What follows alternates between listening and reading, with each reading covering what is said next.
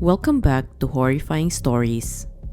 It was another day for Charla Nash, 55 years old, who answered a call of duty for her friend and employer, Sandra Herold. 70-year-old Sandra was living alone with her 200-pound pet chimpanzee named Travis, whom she had treated as her very own son. After knowing Sandra needed help to get Travis back inside the house, Charla drove into Sandra's driveway, got off, and holding his favorite toy, tried to lure the chimp inside the house. Suddenly, a frantic 911 call.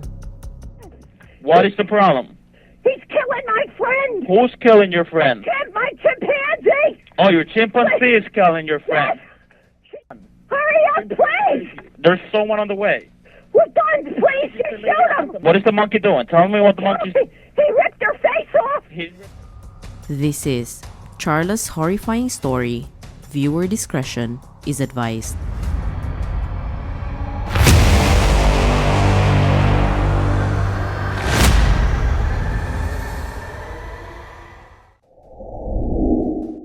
Self-made and unlikely millionaire couple, Jerry and Sandra Herold, owned a tow operation and an auto body shop business in Stamford, Connecticut.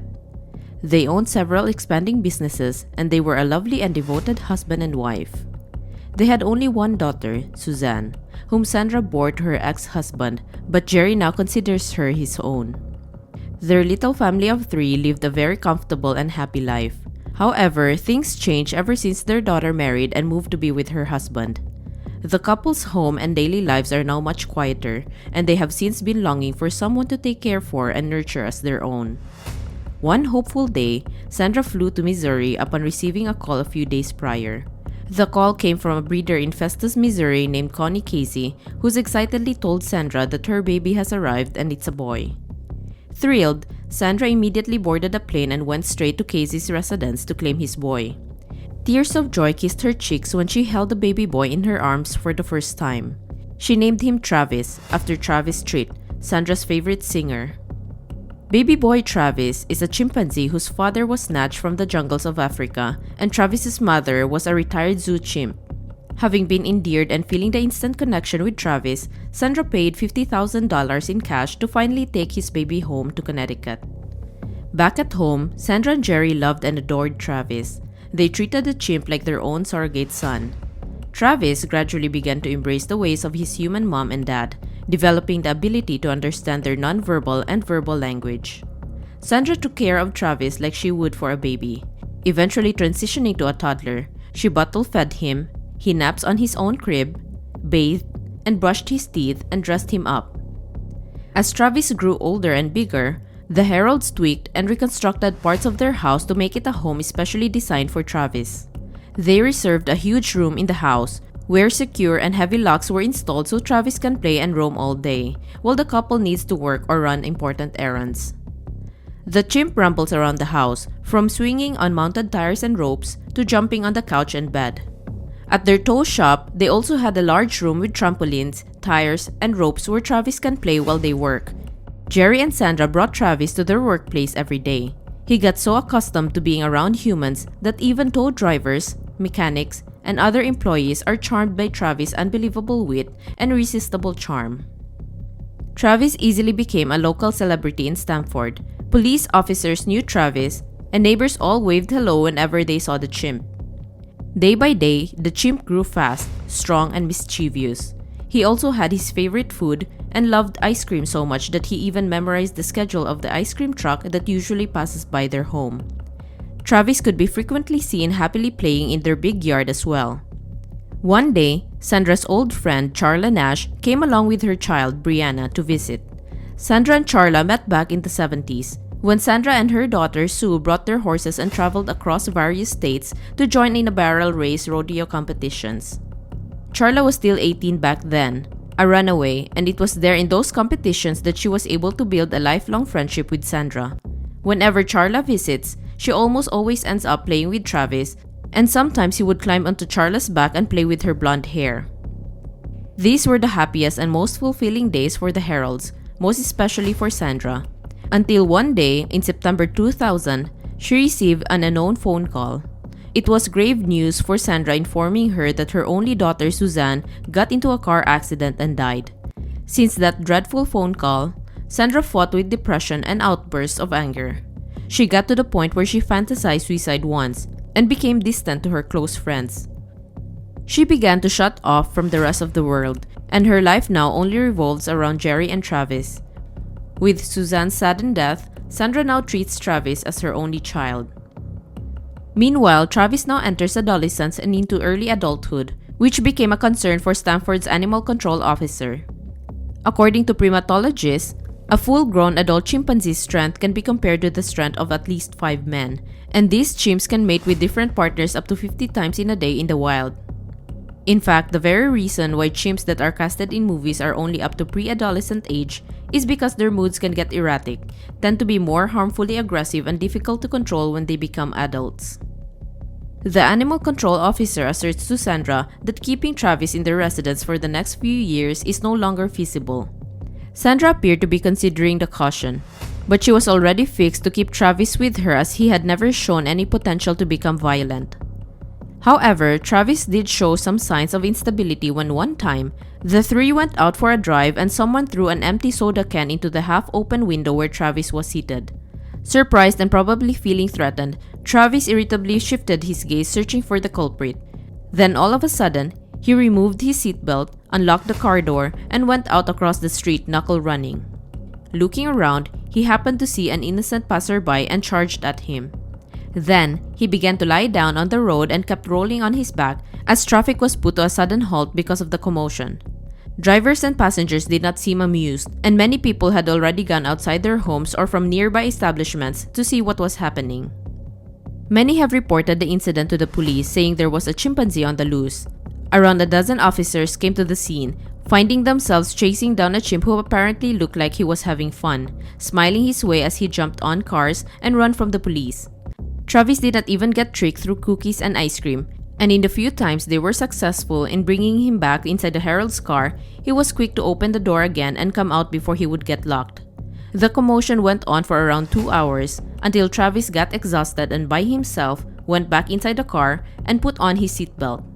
The police escorted the Herold's home, and despite the multiple reports made by various people, there were no charges filed since many of the police knew Travis in prior interactions with him, and all they saw was a seemingly playful Travis that day. However, Herold's grounded Travis the following day, just like a normal kid getting disciplined by his parents. People did not really take the incident very seriously. Although the State Department of Environmental Protection had knowledge of the incident and the fact that the couple keeping Travis did not have any permit to own a primate weighing more than 50 pounds. This was a statute that has been recently implemented, but for them, Travis was an exemption. Because Travis had captured most of the people's hearts there, almost everyone truly believed he did not pose any threat of violence, and so authorities were careful not to trigger any public uproar on this matter. What Sandra also withheld was the important fact that the breeder who sold Travis called her 2 years prior and shared an unusual incident involving Travis's parents. Travis's chimp parents escaped their cages and went to a neighboring housing development. Some neighbors said that the monkeys did not seem to be dangerous, but one teenager claimed that the chimps were ballistic and rocked the car while exposing their teeth. Afraid that they might be able to break into their car, upon getting the chance, the teen quickly got out of the car, sprinted into his house, grabbed a shotgun, and shot the mother of Travis, who ended up dead 2 hours after. Ever since Travis had that episode during one of their drives, the couple decided not to take Travis out in the public that often. They would just stay home with Travis most of the days. From time to time, Jerry felt sick and experienced some discomforts. He shook it off most of the time, until he couldn't bear it any longer. Jerry already asked to be taken to the hospital. Jerry was diagnosed with stomach cancer. It was spreading fast, so Jerry had to be admitted for treatment, and Sandra spent most of her days with Jerry in the hospital. This left Travis alone most of the time, and when Sandra finally went home, Travis would sniff her clothes sensing Jerry's scent. Travis could not grasp the reason for Jerry's absence in their home, and would often take frames of Jerry's pictures displayed on the wall, kiss the glass, and hug the frame tightly. Eventually, Jerry died, and sadly, Sandra and Travis did not really know how to handle the loss. Burdened by sorrow and grief, Sandra ceased all communications with her friends, and Travis developed a manner of just sitting and rocking back and forth for hours. Sandra became depressed and unstable, which had profound effects on Travis now with the Alpha gun. Sandra thought deeply about one of her last conversations with Jerry. He had strongly encouraged her to bring Travis to a facility that could properly take care of him. Jerry knew Travis would be too much for Sandra to handle once he's gone, so Sandra decided to write a letter to a Florida woman who manages a sanctuary for chimpanzees. She expressed in the letter that she and Travis lived together and were very close, but she was worried about what would happen to Travis if something happens to her. She continued on saying that she would like to meet her and make arrangements for Travis to be transferred to her sanctuary. However, this plan was never carried out. Time passed and Sandra was able to reconnect with her old friend Charla Nash. Their reunion seemed beneficial for both of them. In the past few years, Charla did not have any permanent job. She and her daughter frequently transferred from one place to another and even lived in a shelter for the homeless for more than a year. When they got reunited, Sandra offered Charla and her daughter to live in an apartment they owned free of rent. Sandra also employed Charla as towing dispatcher and bookkeeper. Sometimes Charla would help in Sandra's house and with Travis whenever Sandra needed her. 4 years after Jerry's death, Travis changed a lot physically, now being 14 years old. He is 5 feet tall, 240 pounds, and morbidly obese. Travis's face turned black and had wrinkles. He had a saggy chest and hair loss. He has little to no physical activity inside their home, but just eating his snacks, watching his favorite shows, playing the computer, and randomly knuckle running around the house. Travis never left their house since Jerry passed away. On the other hand, Sandra coped with her grief differently. She learned to occasionally go out to casinos or go shopping for clothes. On February 16, 2009, Sandra and Charla went for a weekend at Mohegan Sun Casino. Sandra brought Charla to the salon for a pampering/bonding session, treating Charla and having her hair curled and colored. Needless to say, they enjoyed their weekend of gambling, dinners here and there, and the night outs. The two went home to Stamford, but as Sandra arrived home, she found herself in a slight panic. Something was a bit off with Travis. He was no longer interested in any of his favorite TV shows, and he did not want to eat his favorite ice cream. Worried about Travis's condition, Sandra took Xanax and mixed it with his afternoon tea. Sandra also talked to Charla about Travis while he was outside romping aimlessly in their yard. Travis was not listening to any of Sandra's calls to make him come inside the house. This prompted Charla to drive to Sandra's house, bringing with her Travis's favorite red Elmo toy. Travis, upon seeing an unfamiliar woman step out of the car with a new hair color and curls holding out his favorite doll, he quickly charged towards Charla, threw her to the ground, and started mauling her. Travis was on top of Charla, attacking her, biting and ripping her face and hands. Sandra screamed hysterically and hit Travis with a shovel. However, at this point, Travis was already unstoppable and continued chewing and tearing Charla to pieces despite Sandra already screaming and calling Travis, begging him to stop. Left with no other choice, Sandra went back to the house, took the butcher's knife, and stabbed it into Travis's back, no matter how painful it was for her to do as well. For a while, Travis stopped and looked intently at Sandra in the eyes, but then turned toward Charla and continued to attack. It did not bother Travis, not even the slightest bit. Realizing that there was nothing that could stop Travis, and knowing her life was equally in danger, Sandra quickly went inside her car, locked it, and called 911. Unable to contain herself, with the knife still in her hands, she reported the incident with much panic to the 911 dispatcher who took her call. Please hurry up! Listen to me!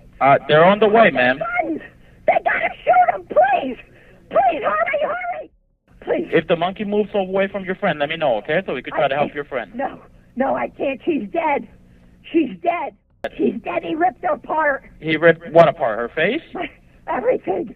Oh my God! They gotta have their guns out. They gotta have their guns out. Listen to me. Oh my God.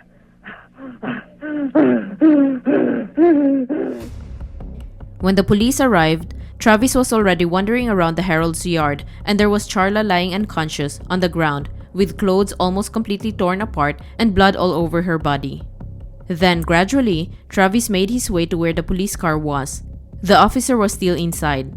Travis extended his hands over the car and started to rock the police car. He first went to the passenger door and tried opening it, but it was securely locked. He transferred back to the driver's door and kept trying until he was successfully able to open the door. The officer's eyes met his, and for a moment, the officer froze in shock.